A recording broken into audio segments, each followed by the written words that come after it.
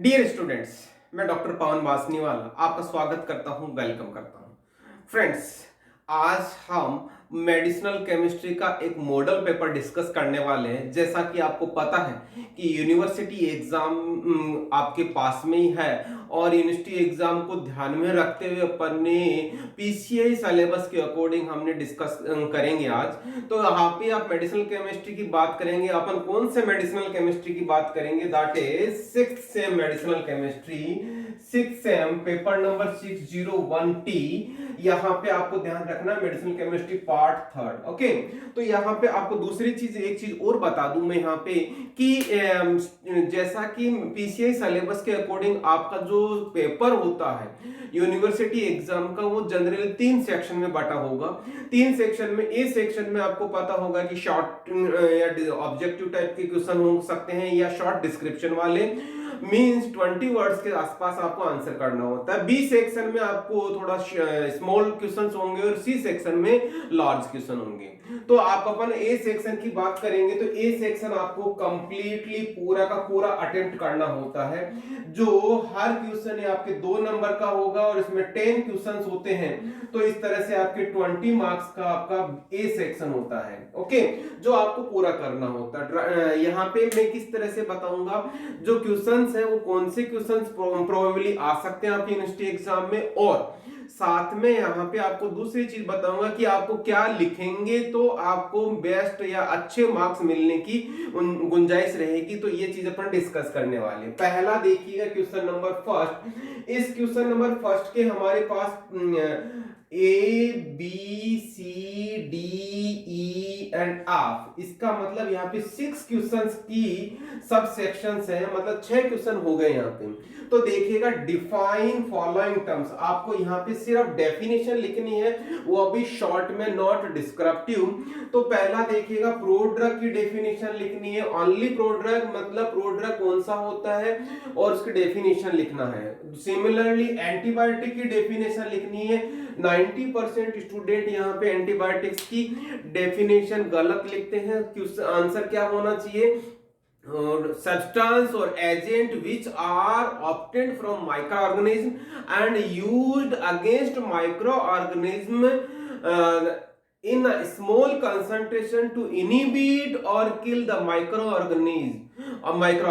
Okay, तो इस तरह से आपको डेफिनेशन लिखनी होती है। तो ये सारे, और यहाँ पे ज्यादा से ज्यादा आप 1 या 2 एग्जांपल दे सकते हैं, नहीं तो आपका आंसर कंप्लीट हो जाएगा। सिमिलरली कॉम्बिनेटोरियल केमिस्ट्री क्या होती है, इसकी डेफिनेशन लिखनी है। अगेन मैं कहूंगा यहाँ पे आपको शॉर्ट डेफिनेशन लिखनी है। फिर आता है फार्माकोफोर की डेफिनेशन लिखनी है। QSAR क्या होता है उसकी डेफिनेशन लिखनी है। सिमिलरली पार्टीशन कोएफिशिएंट की डेफिनेशन लिखनी है। कीप इन माइंड, हम मेडिसिनल केमिस्ट्री पढ़ रहे हैं, आपको पता होना चाहिए पार्टीशन कोएफिशिएंट। जनरली स्टूडेंट इस चीज को फार्मास्यूटिक्स में पढ़ते हैं, फिजिकल फार्मेसी में पढ़ते हैं, लेकिन यहाँ पे पार्टीशन कोएफिशिएंट कहाँ यूज होता है मैं आपको एक चीज बता दूं, ये ड्रग डिजाइनिंग का पार्ट है, तो वहां पे पार्टीशन कोएफिशिएंट यूज होता है। तो आपको डेफिनेशन याद कर लेनी है medicinal chemistry point of view से। हालांकि पार्टीशन कोएफिशिएंट की डेफिनेशन एक ही रहती है, लेकिन यहां आपको एग्जाम में पूछा जा सकता है उसकी डेफिनेशन। ओके, फिर आता है इस तरह से हमारे 6 क्वेश्चन हो गए। Question number 2, write two name of beta lactamase inhibitors. ध्यान दीजिएगा, बीटा लैक्टिमेज इनहिबिटर्स का आपको 2 नाम लिखने, 2 ड्रग्स का नाम लिखना है। ओके, सिमिलरली देखिएगा, next, give mechanism of action of sulfonamide. Sulfonamide कौन से एंजाइम के इनहिबिटर होते हैं, उसके फलस्वरूप क्या होता है। सिंपल सी 2 लाइन में आपको इसका मैकेनिज्म ऑफ एक्शन लिखना है। क्लियर? फिर उसके बाद में question number next, right 2 drugs name for HIV infection. ध्यान दीजिएगा, कौन सी कैटेगरी से है, एंटीवायरल कैटेगरी से है। तो ऐसी ड्रग्स का नाम लिखना है हमें जो HIV इन्फेक्शन में यूज होती है, तो वो आपको याद रखना है। तो इस तरह की ये चीज हो गई।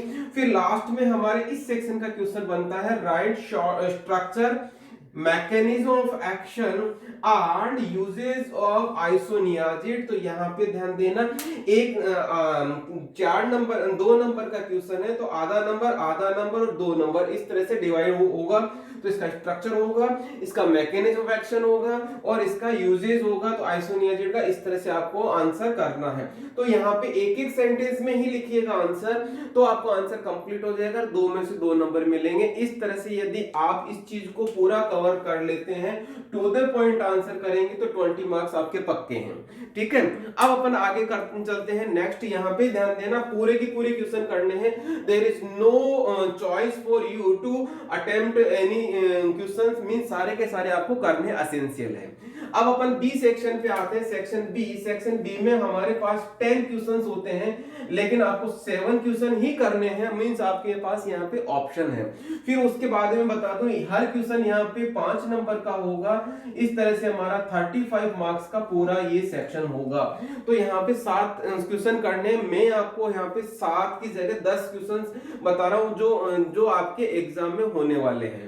ओके, मींस यहाँ पे होने वाला का मतलब मैं यहाँ पे क्लियर कर दूं कि ये क्वेश्चंस इंपॉर्टेंट है जो आपके क्वेश्चन एग्जाम में आ सकते हैं। ओके, फिर उसके बाद में क्वेश्चन नंबर फर्स्ट आता है, discuss in brief solid phase synthesis. Solid phase synthesis क्या होता है, तो इसमें आपको आंसर किस तरह से करना है देखिएगा। सॉलिड फेज सिंथेसिस का आपको पहले इसका डेफिनेशन लिखना है, इसका प्रिंसिपल लिखना है और इसका प्रोसीजर लिखना है, तो आपको पूरे नंबर मिल जाएंगे। ओके, तो इस तरह से आपका सॉलिड फेज सिंथेसिस शायद आपको पता होगा, ये कॉम्बिनेटोरियल केमिस्ट्री का पार्ट है। ओके, फिर नेक्स्ट क्वेश्चन आता है कौन सा, explain in short hence analysis. तो देखिएगा हेंस एनालिसिस, अगेन यहाँ पे इसका हेंस एनालिसिस का क्या पैरामीटर्स होते हैं, किस लिए यूज की जाती है और कौन सी पार्ट का है, मींस क्यूएसआर का पार्ट है ये हेंस एनालिसिस। एक अप्रोच है जिससे हम ड्रग डिजाइनिंग का पार्ट करते हैं। तो ये इसके कौन कौन से पैरामीटर है, इसका एडवांटेज क्या है और इसके डिसएडवांटेज क्या है, ये सारी चीज आपको डिस्कस करनी है। ओके, तभी आपको पूरे नंबर मिलेंगे। फिर अपन बात करते हैं next, give short note on application of pro drug design. तो यहाँ पे ध्यान देना, प्रो ड्रग डिजाइन हम करते हैं। प्रो ड्रग मतलब ड्रग से पहले वाला फॉर्म, किसी न किसी हमारा टारगेट होता है, चाहे हम उसकी टेस्ट को क्या करें, चेंज करेंगे या उसकी बायोबिलिटी इंक्रीज करेंगे या उसके साइड इफेक्ट को हम करेंगे, मींस जो हम ड्रग एडमिनिस्ट्रेशन करते हैं या उसके एब्जॉर्प्शन को इंक्रीज करते हैं, या मतलब हमारा टारगेट बहुत सारे हो सकते हैं। तो वो कौन कौन से हो सकते हैं, तो यहाँ पे हालांकि आपके यहाँ पे क्वेश्चन आया हुआ है प्रो ड्रग का, लेकिन मैं फिर से आपको एम्फेसिस करूंगा, पहले प्रो ड्रग क्या होता है डेफिनेशन लिखना और फिर इसकी एप्लीकेशन जो है उसकी आपको लिस्टिंग करनी है और फिर इंडिविजुअल आप इसको डिस्कस करेंगे इन शॉर्ट, तभी आपको पूरे नंबर मिलेंगे। ओके, फिर नेक्स्ट क्वेश्चन आता है हमारा fourth, right synthesis of acyclovir. Keep in mind acyclovir कौन सी ड्रग कैटेगरी का है, ये एंटीवायरल कैटेगरी का है।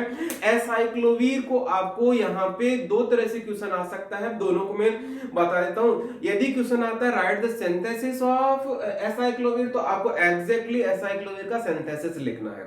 यदि दूसरा क्वेश्चन हो सकता है right short note on acyclovir, तब आपको क्या करना है, पहला इसका आपको स्ट्रक्चर लिखना है, फिर उसका मैकेनिज्म ऑफ एक्शन लिखना है, फिर उसका प्रीफर्ड यूज लिखना है और उसके बाद में उसका सिंथेसिस लिखना, तब आपको पूरे नंबर मिलेंगे। ओके, तो इस तरह से आपका ये वाला पार्ट कंप्लीट होता है। नेक्स्ट क्वेश्चन आता है right short note on co-trimoxazole. Co-trimoxazole कौन सी सब्जेक्ट से है, ये सल्फोनामाइड वाले टॉपिक से हैं। सल्फोनामाइड में दो ड्रग आती है जिसमें शायद आपको पता होगा कोट्राइमोक्साजोल, दो ड्रग्स होती है, उन दोनों ड्रग को कॉम्बिनेशन में यूज करते हैं तब कोट्राइमोक्साजोल बोला जाता है।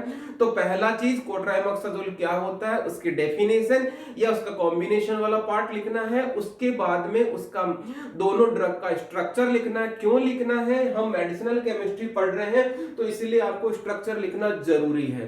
फिर उसके बाद में उन दोनों ड्रग्स का आपको मैकेनिज्म ऑफ एक्शन लिखना है और हो सके तो आप उनका प्रीफर्ड यूज तो लिखेंगे, हो सके तो आपका शॉर्ट में उसका सिंथेसिस लिख देंगे तो सबसे बेस्ट काम होगा। तो इस तरह से आपका कोट्राइमोक्साजोल कंप्लीट होगा। नेक्स्ट क्वेश्चन आता है डिस्कस एसएआर ऑफ क्विनोलोन्स। तो यहाँ पे क्विनोलोन्स का यहाँ पे SAR डिस्कस करना है स्ट्रक्चर एक्टिविटी रिलेशनशिप। तो स्ट्रक्चर एक्टिविटी रिलेशनशिप को आपको कैसे करना है, क्यूनोलोन्स क्या होते हैं उसका डायग्राम बनाना है। दो तरीके से आप इसका आंसर कर सकते हैं। पहले क्यूनोलोन्स का डायग्राम बना के उसकी पोजीशन आपको बतानी है, 1 2 3 4 5 कैसे करेंगे। उसके बाद में वहीं पे आप बता सकते हैं इसका SAR पॉइंट्स, या फिर आप क्या करेंगे इंडिविजुअल पॉइंट्स को आप लिख के डिस्क्राइब कर सकते हैं। ओके, तो इस तरह से आपका क्यूनोलोन्स का SAR है। नेक्स्ट है आपका यहाँ पे give synthesis of chloramphenicol. Chloramphenicol का सिंथेसिस है, वेरी वेरी इंपॉर्टेंट। मैंने यहाँ पे आपको डिस्क्रिप्शन बॉक्स में भी दिख जाएगा और अभी आपको दिख रहा होगा क्लोरमफेनिकोल का सिंथेसिस, तो आप उस पर क्लिक करके पूरा सिंथेसिस पढ़ सकते हैं, बहुत इंपॉर्टेंट है, एंटीबायोटिक वाले चैप्टर से है। ओके, दूसरा यहाँ पे क्लोरमफेनिकोल का क्वेश्चन किस तरह से हो सकता है, right short note on chloramphenicol. Again मैं बात कहूंगा यहाँ पे उसका पहले स्ट्रक्चर लिखना पड़ेगा, मैकेनिज्म एक्शन एक लाइन में लिखना पड़ेगा, फिर उसका 2-3 लाइन में उसका यूजेस लिखने पड़ेंगे, प्रिफर्ड यूज, और उसके बाद में उसका सिंथेसिस लिखना है। तो इस तरह से आपको शॉर्ट नोट में एडिशनल चीजें और ऐड करनी पड़ती है यदि पर्टिकुलर ड्रग के बारे में शॉर्ट नोट पूछा जाता है। ओके, फिर आता है next question, right short note on antiviral agents. यहाँ पे आपको किस तरह से लिखना, कई ज्यादातर स्टूडेंट इस चीज को कंफ्यूज करते हैं। एंटीवायरल एजेंट्स क्या होते हैं, सबसे पहले डेफिनेशन होगा, उसके बाद में एंटीवायरल कैटेगरीज का medicinal chemistry point of view से आपको उसका क्लासिफिकेशन लिखना है। Medicinal chemistry point of view का क्लासिफिकेशन ये होता है, और उसका केमिकल क्लास के हिसाब से हम उसका क्लासिफिकेशन करते हैं, और साथ में केमिकल क्लास के साथ में हम उसका क्या करेंगे, उसका स्ट्रक्चर जरूर लिखेंगे। हर कैटेगरी में 2-3 ड्रग्स का हमें स्ट्रक्चर लिखना है, जो आपको सिलेबस में है उन्हीं ड्रग्स का आप स्ट्रक्चर लिखेंगे तो वो आपके लिए बेहतर होगा, ज्यादा नंबर मिलेंगे। ओके, उसके बाद में ये क्लासिफिकेशन लिखने के साथ में यदि थोड़ा थोड़ा वही डिस्क्रिप्शन कर देंगे कि कौन सी कैटेगरी का काम क्या है या किस तरह से प्रिफर्ड यूज होता है, तो वो आपका शॉर्ट नोट बन जाएगा। ओके, ये हो गया आपका एंटीवायरल का। फिर नेक्स्ट क्वेश्चन आता है friends, explain application of docking techniques in drug designing. Okay, तो डॉकिंग टेक्निक्स का ड्रग डिजाइनिंग में क्या इंपॉर्टेंस है, ये चीज पूछा है इसने। एक चीज और बता दूं, यहाँ पे डॉकिंग वाला पार्ट है, आपको यहाँ डेफिनेशन वाले पार्ट में भी पूछा जा सकता है।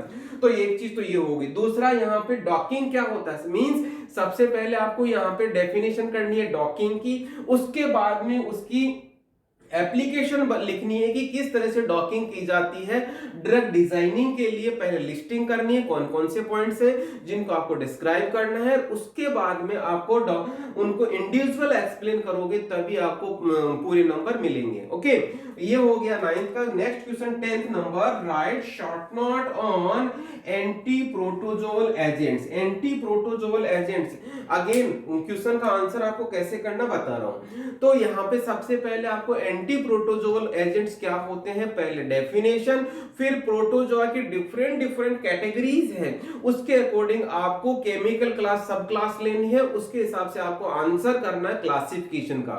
ठीक है, क्लासिफाई करेंगे, वहीं पे आपको जो ड्रग है उसका स्ट्रक्चर लिखना है, साथ में उसका प्रिफर्ड यूज या मैकेनिज्म एक्शन लिख सकते हैं, तब आपका पूरा का पूरा शॉर्ट नोट कंप्लीट होगा, तभी आपको पूरे 5 नंबर मिल पाएंगे।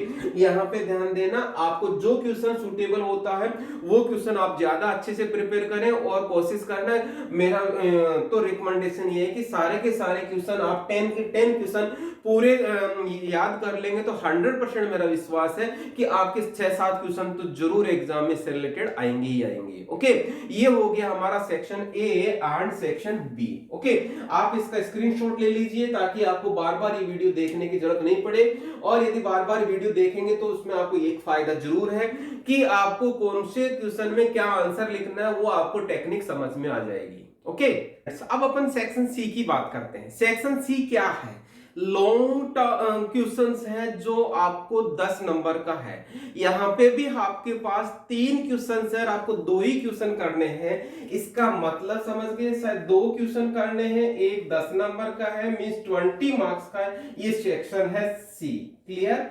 तो आपको यहाँ पे 3 क्वेश्चन है, ध्यान दीजिएगा। लॉन्ग जो क्वेश्चंस होते हैं जनरली स्टूडेंट ये समझ नहीं होता है कि यहाँ पे कहां से शुरुआत करें, कहां तक लेके जाएं, तो मैं ये चीज समझाने वाला हूँ क्वेश्चंस के साथ में। तो देखिएगा, पहला क्वेश्चन आपका जो मॉडल पेपर के हिसाब से हो सकता है, classify antibiotics with suitable examples.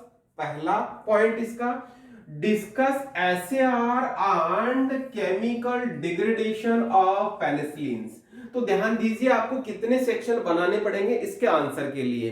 पहला तो आपको यहाँ पे बाय डिफॉल्ट यहाँ पे डेफिनेशन लिखनी पड़ेगी एंटीबायोटिक का, पहला सेक्शन हो गया। दूसरा सेक्शन हो गया आपका यहाँ पे इसका क्लासिफिकेशन का। क्लासिफिकेशन का यहाँ पे आपको एक चीज बता दूं कि क्लासिफिकेशन में medicinal chemistry point of view से आपको क्लासिफाई करना विद स्ट्रक्चर, तो तब आपका कंप्लीट क्लासिफिकेशन माना जाएगा। फिर उसके बाद में यहाँ पे थर्ड नेक्स्ट पॉइंट आएगा इसका SAR, structure activity relationship of what, penicillins. Okay, फिर तीसरा पॉइंट आएगा यहाँ पे, नेक्स्ट फोर्थ पॉइंट आएगा यहाँ पे इसका केमिकल डिग्रेडेशन। केमिकल डिग्रेडेशन कह सकते हैं यहाँ पे, या यूं कह सकते हैं कि इसकी स्टेबिलिटी से रिलेटेड, इसका स्टेबिलिटी से रिलेटेड मतलब किस तरह से एसिड की प्रेजेंस में क्या होगा, बेस की प्रेजेंस में क्या होगा और एंजाइम की प्रेजेंस में क्या होगा, ये तीनों स्टेप्स आपको लिखनी है।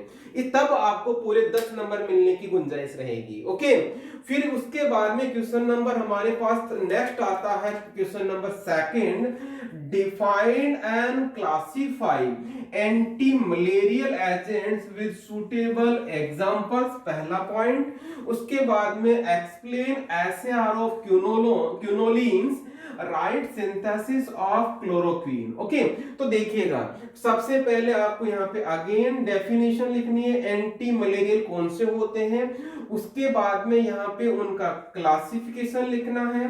क्लासिफिकेशन भी अगेन वही चीज लिखेंगे, medicinal chemistry point of view से लिखेंगे विद स्ट्रक्चर। स्ट्रक्चर आपको जरूर लिखनी है यदि आपको पूरे नंबर लेने हैं तो। ओके, फिर उसके बाद में यहाँ पे एसएआर लिखना है किसका, क्विनोलिन्स का।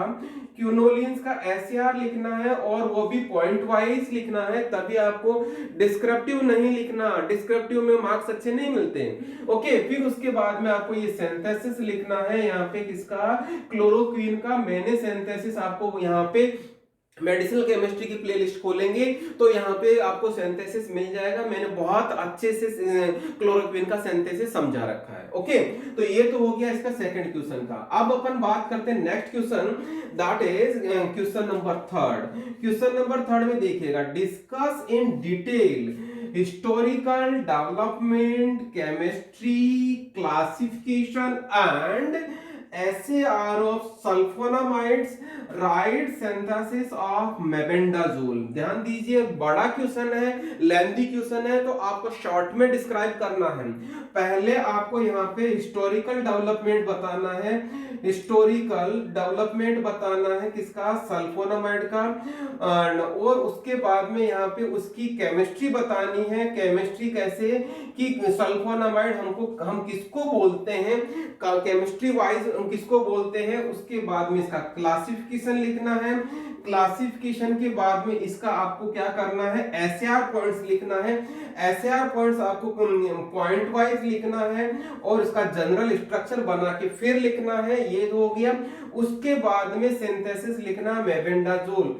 ध्यान कीप इन माइंड, मेबेंडाजोल यहाँ पे सल्फोनामाइड कैटेगरी का नहीं है, तो ये चीज आपको याद रखनी है। ओके, तो इस तरह से आपको तीनों क्वेश्चंस में से कोई 2 क्वेश्चन करने हैं, तो याद रखिएगा किस तरह से पॉइंट्स को। इसका भी आप स्क्रीनशॉट ले सकते हैं जो आपको एग्जाम में ये रिवाइज करने के काम आएगा। यहीं पे यदि आपने यह चैनल को सब्सक्राइब नहीं किया है तो चैनल आपको सब्सक्राइब कर लें, बेल आइकन को इनेबल कर लें, सीनियर जूनियर अपने क्लासमेट्स को जितना हो सकता है शेयर करें ताकि वो भी अपनी पढ़ाई में अच्छा कर सकें। Thank you once again.